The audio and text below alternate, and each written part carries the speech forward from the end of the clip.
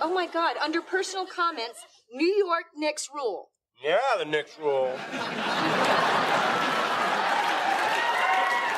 Hello everybody and welcome to episode 6 of the Buckets Weekly podcast. On this week's episode we will talk Michael Beasley because there's some interest in him in free agency. We're going to talk about Ron Baker, believe it or not. Ron Burgundy's in the podcast. He's been making some news. Good news, I think, but we'll get to that. What else? We've got Ntilikina. He's been killing it in the offseason. We're going to talk about him. We've got a signing, another assistant coach signing. We're going to talk a little bit about KP and good old Billy Hernan Gomez over in Europe as well. So let's get started. Michael Beasley. He's apparently, it's reported, he's attracting attention from the Hawks and the Suns. Both teams have cap space. So if they want to go after Beasley, who is a free agent, the Knicks, they might lose Beasley here. Now, you could consider Beasley a journeyman. He's been to a load of teams throughout his career. And, I mean, the same thing happened way back when we had Lou Amundsen. Lou Amundsen was considered a journeyman because I think he'd played for all but one of the NBA teams. And when they get to you think to yourself, why? Why is it like this? Why is this the case for this player? Like, he's a good player, he hustles for you every night, but he just can't find a home on a team. And usually the reason they're leaving is because they become some kind of item in another trade or, like you say, free agency, and then another team will have a go. But in that 1 year when they were journeying through, did they prove themselves enough for you to match in free agency and retain them for maybe give them a 3-4 year contract? So Beasley is looking like, well, they'll probably make offers. Apparently he's intrigued about Atlanta. He's got a home in Atlanta. So his camp is reported that he's intrigued about that. It's also from the same camp, apparently, is absolutely, definitely he wants to play for the Knicks under Fizdale. So major mixed messages there. But I personally would love to see Beasley back. His journey, he's found his home. Come home, Beasley. Come to New York. Stay in New York. With KP gone next year, well, we don't know when KP's coming back. After his surgery and when he got assessed by doctors, it was looking like over a year. So, sort of like we may even have KP back by next Christmas. But then Dolan came out and scared everybody, saying that he's heard that it might not be any time next year. He might miss all of next season, which would be huge. In any case, KP's going to be out. KP's going to be missing major time. And in the second half of last season, in the back end of last season, Beasley really stepped up. If we didn't have Beasley, I mean, the only thing that people would say about him was like the sloppy turnovers or whatever. But if we didn't have him, we would have gone like 0-25 to end the season. I swear to God. The guy was critical for us. And he definitely has a place on this ball club. So I hope he comes back, especially with KP going. I don't know how intrigued he would be about the Suns. The Suns in their situation at the moment. But you never know. You really never know. The only thing is the Knicks would have to eat their mid-level exception to sign Beasley. I think it's about 7.8 million or 8 million. Which is fine by me, to be honest with you. Knicks aren't meant to be a top destination this off-season. It's all about 1920. So eat that exception, get Beasley. Retain Beasley. And hopefully that's how that situation pans out.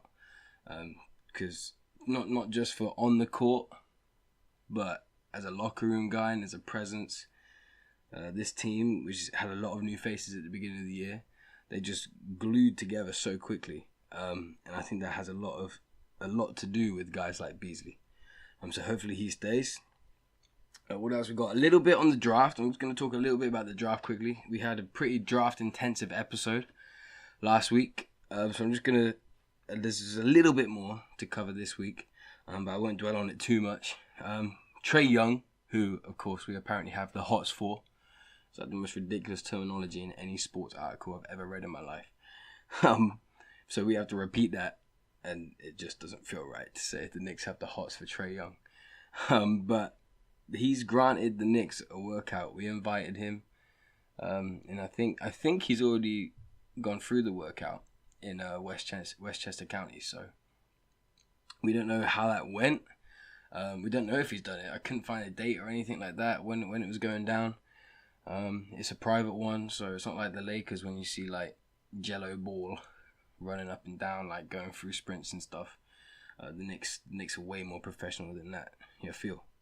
But yeah, so quite interesting that he's not expected to drop to 9th. But it's quite funny with like the whole Steph Curry comparison and how the Knicks like missed out on Steph Curry like by 1 pick, and this will be the ultimate justice because the next Steph Curry will come to the Knicks, but more likely we'll probably miss him by a pick, and he will be the next Steph Curry, and Knicks fans will be Knicks fans. We'll just be suffering. Yeah, so cool that he granted us a workout anyway. He said in the combine that he didn't know if he was going to, he wasn't sure, and a few days later he did. So it's cool to see him not feeling like, because I think he feels he's going to get drafted by Cleveland, who have the 8th pick ahead of the Knicks. But you don't know what Cleveland are doing after they have like exit meetings and stuff with LeBron James. You don't know what's going to go on there. So yeah, Trae Young, he's worked out for us. Ron Baker's picked up his $4.5 million player option. This was a long time coming. When they gave him the contract, when Rose was with us and stuff, and Baker was injured at the time, and it was just a really weird signing by Jackson.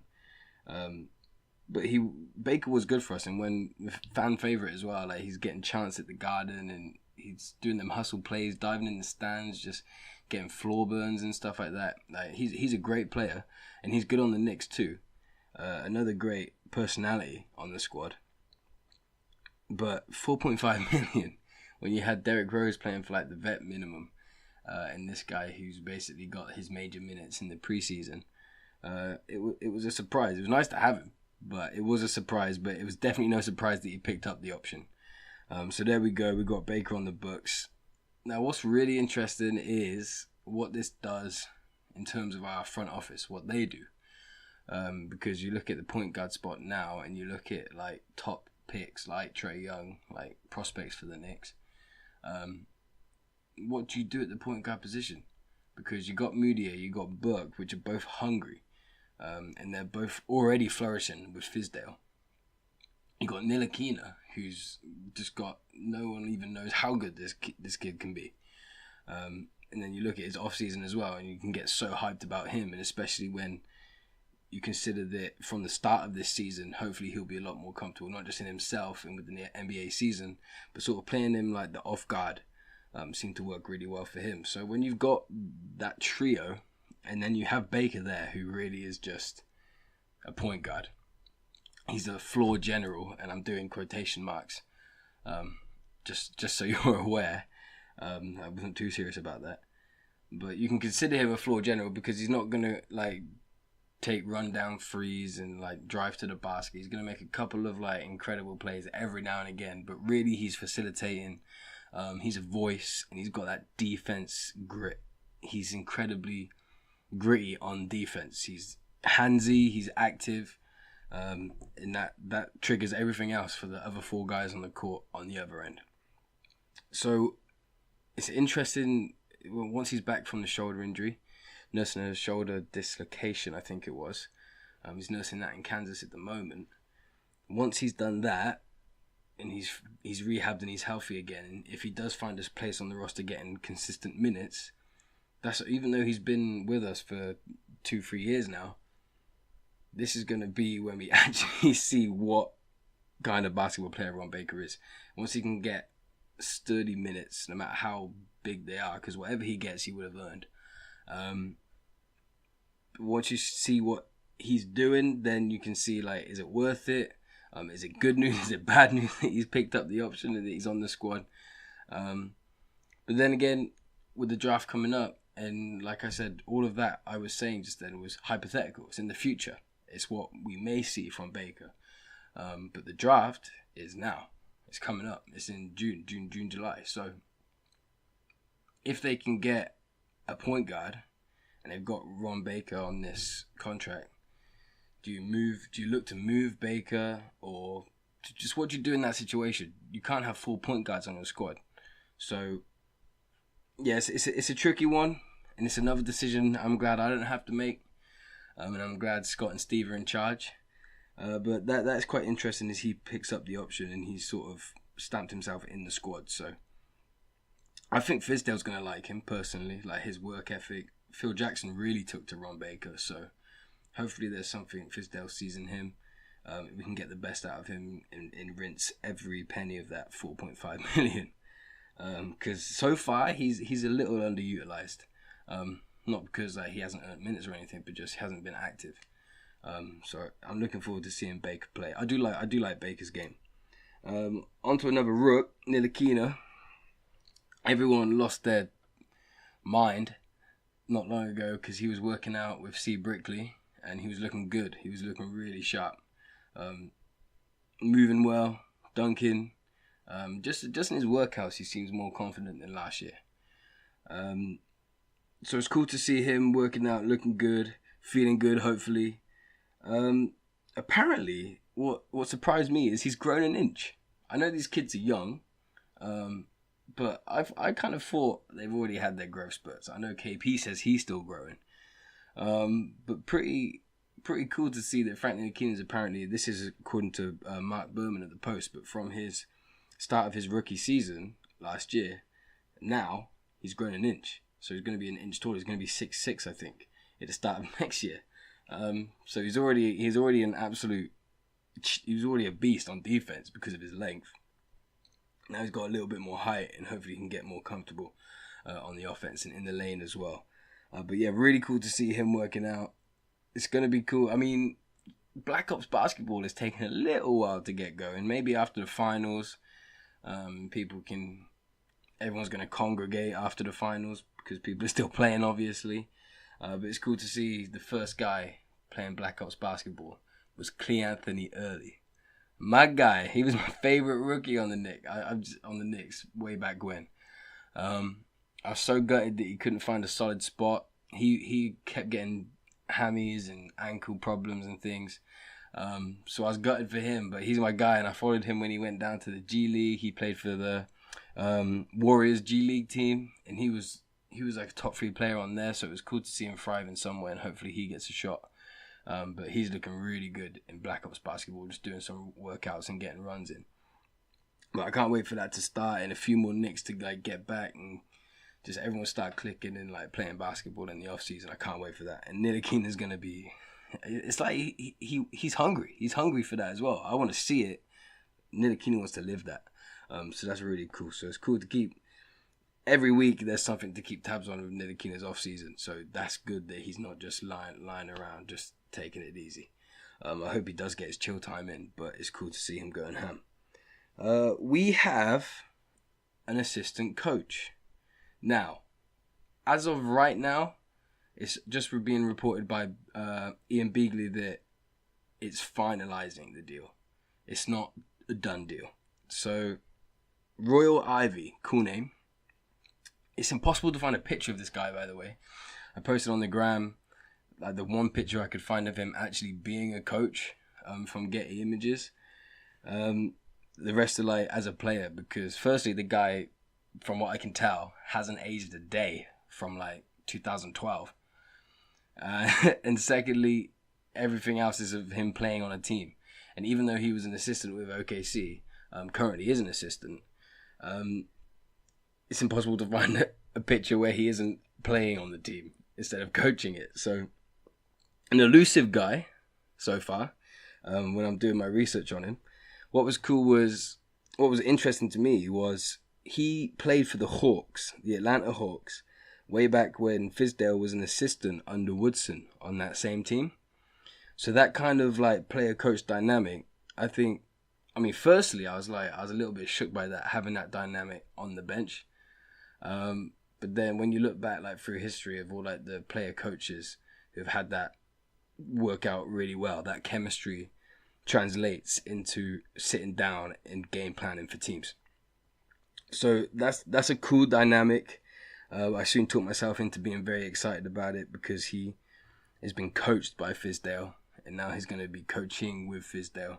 And he's got experience elsewhere in OKC as well. So it looks like a good hire. He looks like a cool dude. He looks like the kind of guy that players are really going to get on with. But probably by the time you're listening to this, he will be on the Knicks, so there'll be more stuff to read about him. But at the moment, it's just being reported that it's finalising a deal. So he's coming, but we've got to be patient for that one. So yeah, Royal Ivey, great hire, I think. He seems to embody all of the things that Fizdale and Scott Perry keep saying that they want, not just in players but in staff, and you can just tell he's the kind of guy that Fizdale would be attracted to. His mindset, like a player. I was watching highlights of him playing. So it's going to be cool to see him on the bench and just trying to get with our young guys and bring the best out of them next year. So that's nearly it. Short podcast this week. The one thing I wanted to mention was Bar Malik. I say a different title for this guy every week, or every time I mention him. And I read the official title this week, and I was like, yeah, I have not been calling him that, and I've now forgot the official title again. It's like head of player conditioning or well-being or something like that. He's dench, and he keeps our players dench, basically. He's gone out to Spain to work out with KP and do some training with KP over there. That was, I think he's back now, so I think he maybe went over there for a week or so. And on Bar's story, there were some cool videos of him just getting like mid-range shots up and planking and just doing some workouts. So they're back now, but that was cool that they went over there just to like spot KP and check him out and just see what he's up to. Another thing, that same week, Willy and Gomez. So everyone's just like, the gang's back together in Madrid. So it was cool to see them.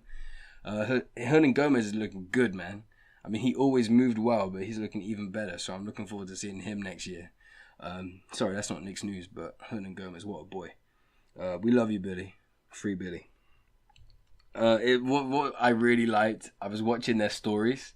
They both posted stories. They'd been at the gym all day, and they just left the gym, and they was at their hotel, and they would just, because these are young guys.